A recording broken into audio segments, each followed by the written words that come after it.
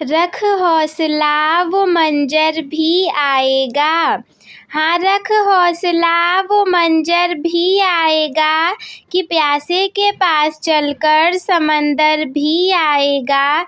यूँ थक कर ना बैठ ए मंजिल के मुसाफिर, यूँ थक कर ना बैठ ए मंजिल के मुसाफिर कि मंजिल भी मिलेगी और मिलने का मज़ा भी आएगा। हेलो मेरे प्यारे स्टूडेंट, स्वागत है आप सभी का आपके favourite YouTube channel smart student with Shraddha में। तो आज के इस वीडियो में मैं आप लोगों को जैव प्रक्रम का स्टार्टिंग करने वाली हूँ, जिसमें कि हम स्टार्ट करेंगे पोषण से। पोषण के प्रकार से। ये हमारे कक्षा 10 विज्ञान का दहाड़ 1.2 बैच है, जिसमें कि केमिस्ट्री की 2 चैप्टर को कंप्लीट करवाया जा चुका है। हाँ, एक आध टॉपिक उसमें रह गए हैं, वो भी आप लोगों को दे दिए जाएंगे। लेकिन ये जो हमारा बायोलॉजी का स्टार्ट होने वाला है, इसमें बिना किसी टॉपिक को स्किप किए हम दोनों चैप्टर्स को देखेंगे। तो आज हम सबसे पहला टॉपिक लेकर के आए हैं, जो कि है पोषण एवं पोषण के प्रकार। तो चलिए हम शुरू करते हैं। पोषण को जानने से पहले सबसे पहले ये जानना जरूरी होता है कि आखिर जैव प्रक्रम होता क्या है। जैव प्रक्रम ये इम्पोर्टेंट है, आप लोग की परीक्षा में आता रहता है, तो ये जानना जरूरी हो जाता है। जैव प्रक्रम हम किसे कहते हैं? जैव प्रक्रम उन सभी प्रक्रियाओं को कहते हैं जो कि संयुक्त रूप से जीवों के अनुरक्षण का कार्य करती हैं। एक जीवित जीव को जीवित रहने के लिए ये प्रक्रियाएं आवश्यक हैं। जैव प्रक्रम हम किसे कहेंगे? देखो, 100 की सीधी एक बात है, जिन क्रियाओं को करने से आप जीवित रहते हो वो सारी जैव प्रक्रम में आ जाती है। जैसे अगर आप जीवित हो तो कैसे? सांस ले रहे हो, इसका मतलब श्वसन हमारा जैविक प्रक्रिया हो गया। आपके शरीर में खून बह रहा है तभी जीवित हो, इसका मतलब परिवहन हमारा जैव प्रक्रम हो गया। तो उन सभी प्रक्रियाओं को हम जैव प्रक्रम कहते हैं, जो कि संयुक्त रूप से मिल करके, मतलब एक साथ मिल करके अनुरक्षण का कार्य करती हैं और एक जीवित जीव को जीवित रहने के लिए जरूरी होती हैं। जहाँ पे कुछ मुख्य जैव प्रक्रम दिए गए हैं, देखो कैसे। जैसा कि हमारे सामने है पोषण, न्यूट्रिशन। तो पोषण क्या है? पोषण वह प्रक्रिया है जिसके द्वारा जीव भोजन को प्राप्त करता है और उसका उपयोग ऊर्जा प्राप्त करने और शरीर के विकास के लिए करता है। पोषण हम किसे कहेंगे? पोषण देखो वो प्रक्रिया हो जाएगी जिसके द्वारा हम भोजन प्राप्त करेंगे, और केवल भोजन ही नहीं, भोजन को खा करके या भोजन का प्रयोग करके हम एनर्जी को प्राप्त करेंगे, ऊर्जा को प्राप्त करेंगे, और जो एनर्जी होगी वो हमारे बॉडी के लिए, हमारे शरीर के विकास के लिए काफ़ी ज़्यादा ज़रूरी हो जाएगी। और जब पोषण का बात करें हम, तो पोषण देखो 2 प्रकार का हो जाता है। सबसे पहला टाइप हमारे सामने है स्वपोषी पोषण, ऑटोट्रॉपिक न्यूट्रिशन। तो आखिर ये होता क्या है? देखो, स्वपोषी पोषण ये हो जाएगा कि जो जीव अपना भोजन स्वयं बना लेंगे और वो स्वपोषी कहलाएंगे, और पोषण की ये जो प्रक्रिया रहेगी इसे हम स्वपोषी पोषण कहेंगे। आप बोलोगे कि दीदी हम लोग भी तो अपना खाना खुद ही बना लेते हैं, या फिर हमारी मम्मी हमारा खाना बना लेती हैं। तो देखो, वो स्वपोषी पोषण नहीं है, क्योंकि आपकी मम्मा खाना को बनाती नहीं बल्कि उसे पकाती हैं। बनाते तो पेड़ पौधे हैं, उन्हीं पेड़ पौधों को लेकर के हम बना करके खा जाते हैं, या फिर किसी जीव जंतुओं को खा जाते हैं। तो इसीलिए हम स्वपोषी पोषण में नहीं आएंगे।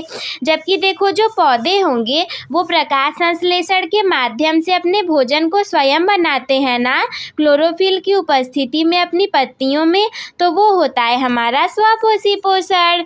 और हम लोग आएंगे विषमपोषी पोषण के अंतर्गत। कैसे? Heterotrophic nutrition. जीव अपने भोजन के लिए दूसरे जीवों पर निर्भर रहते हैं, जैसे कि जानवर और कवक। जैसे कि हम लोग हो गए, हम लोग अपने खाने के लिए तो दूसरे के ऊपर निर्भर हैं, तो ये हो गया हमारा विषमपोषी पोषण। जैसे कि जानवर, हम लोग भी तो सामाजिक जानवर हैं, हम भी इसमें आ गए। और कवक। इसके बाद अगली प्रक्रिया है हमारे सामने श्वसन, रिस्पिरेशन। ये सारी जैविक प्रक्रियाएं हैं। पोषण था तो उसमें 2 पार्ट्स थे, वो भी मैंने आप लोग को बता दिए। अब हम रिस्पिरेशन यानी कि श्वसन को देखेंगे। श्वसन क्या होता है? अरे हम जो सांस लेते हैं वही तो श्वसन है। श्वसन वह प्रक्रिया है जिसके द्वारा जीव भोजन से ऊर्जा प्राप्त करने के लिए ऑक्सीजन ले लेता है और कार्बन डाइऑक्साइड को छोड़ देता है। ये तो हम सभी को पता है कि हम ऑक्सीजन को ले लेते हैं और कार्बन डाइऑक्साइड को छोड़ देते हैं, ये हमारा श्वसन हो जाता है। इसके बाद अगला है वहन, जिसे कि हम परिवहन भी कह सकते हैं। इंग्लिश में वी कैन से ट्रांसपोर्टेशन। तो ट्रांसपोर्टेशन वह प्रक्रिया है जिसके द्वारा आवश्यक पदार्थों जैसे कि पोषक तत्व, ऑक्सीजन और पानी को शरीर के एक भाग से दूसरे भाग में ले जाया जाता है और अपशिष्ट पदार्थों को शरीर से बाहर निकालने के लिए लेकर जाया जाता है। परिवहन क्या होता है? हमारे शरीर में खून दौड़ रहा है, ये परिवहन हो गया।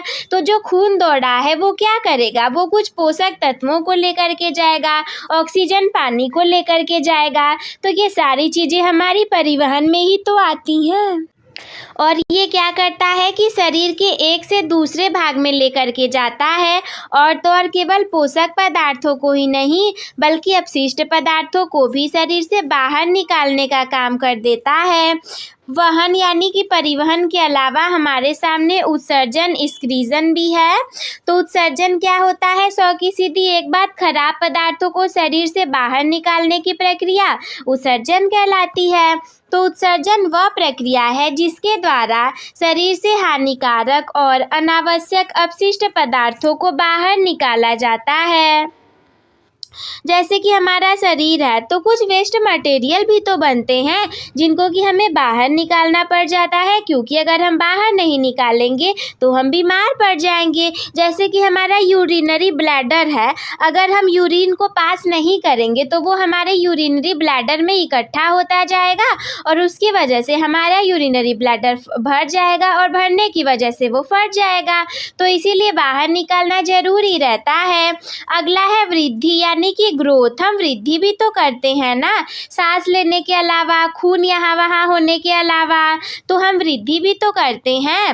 वृद्धि वह प्रक्रिया है जिसमें जीव के आकार और द्रव्यमान में वृद्धि हो जाती है। देखो, वृद्धि और विकास में अंतर भी होता है, तो क्या अंतर है वो आप लोग हमें कमेंट बॉक्स में बता दो। हम देख लेते हैं अगला वाला, जो कि है प्रजनन, रिप्रोडक्शन। प्रजनन वह प्रक्रिया है जिसके द्वारा जीव अपने जैसे नए जीव को उत्पन्न करते हैं और अपनी प्रजाति को बनाए रखते हैं। हालांकि प्रजनन सीधे तौर पर जीवन के अनुरक्षण से संबंधित नहीं है, लेकिन ये जीवों के अस्तित्व के लिए महत्वपूर्ण है। प्रजनन क्या होता है? जैसे कि मम्मी पापा हैं, हम लोग उनकी संतानें हैं, तो हम प्रजनन प्रक्रिया के द्वारा ही आए हुए हैं। हमारे दादा दादी जी थे तो उसके बाद पापा आए, नानी नाना थे तो मम्मा आई, तो वो प्रजनन प्रक्रिया के द्वारा ही। तो प्रजनन प्रक्रिया क्या होती है? जिसके द्वारा जीव अपने जैसे नए जीव उत्पन्न करते हैं। ऐसा नहीं है कि आप मनुष्य हो तो आप बकरी को जन्म दे दोगे, आप मनुष्य हो तो आप बंदर को जन्म दे दोगे, आप मनुष्य हो तो आप मनुष्यों को ही जन्म दोगे। तो ये हो जाएगा हमारा प्रजनन की प्रक्रिया। तो इसमें क्या होगा? अपने द्वारा जीव और नए जीव को उत्पन्न करेंगे और अपनी प्रजाति को बनाए रखेंगे। हालांकि जो प्रजनन होता है वो सीधे तौर पे जीवन के अनुरक्षण से संबंधित नहीं होता, लेकिन ये जीवों के अस्तित्व के लिए महत्वपूर्ण होता है। और अगर संक्षेप में कहें तो जैव प्रक्रम वे मूलभूत जैविक क्रियाएं होती हैं जो कि किसी जीव को जीवित रहने और अपने कार्यों को करने में सक्षम बनाती हैं। इसके बाद अगला हेडिंग हमारे सामने है कि हमारे शरीर में पोषण या फिर भोजन की क्या आवश्यकता होती है। तो हमारे शरीर में पोषण या फिर भोजन की आवश्यकता निम्नलिखित कारणों से होती है। अगर हमें पोषण चाहिए, हम भोजन कर रहे हैं, हम खाना खा रहे हैं, तो क्यों खा रहे हैं? अगर हमें पोषण की ज़रूरत है तो क्यों है? अगर ज़रूरत ही नहीं होती तो हम खाना क्यों खाते? तो अगर हम खाते हैं तो कुछ ज़रूरत तो होगी ही। तो इसीलिए कौन कौन सी ज़रूरत है वो, जैसे कि देखिए सबसे पहला है हमारे सामने ऊर्जा प्राप्त करने के लिए। अगर हम खाना खा रहे हैं तो इसका मतलब यही है कि हमें ऊर्जा प्राप्त करने के लिए चाहिए। भोजन हमारे शरीर के लिए ईंधन का काम करता है। जैसे कि अगर ईंधन नहीं लगाएं तो आग नहीं जलेगा। इसी तरीके से अगर आप भोजन नहीं करोगे तो शरीर को एनर्जी नहीं मिलेगी और आपका शरीर भी अच्छे से काम नहीं करेगा।